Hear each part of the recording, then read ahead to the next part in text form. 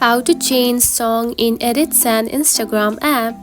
If you have been using the Edits application and wondering on how to change the audio or music that you have added on it, don't worry.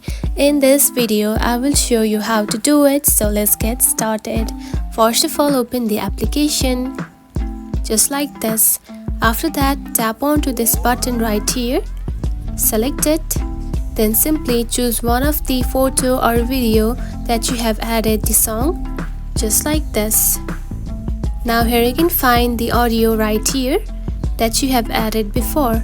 Now to change it, simply tap on it, and here you can find the delete option. Simply tap on it, or you can simply replace it. Now tap on to replace, and from here you can simply add another song. Now choose one and tap onto the arrow button and simply tap on to add.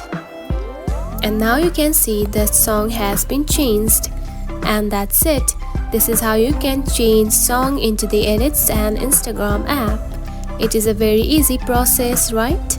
If you found this video helpful, don't forget to like and subscribe for more tips. Thanks for watching.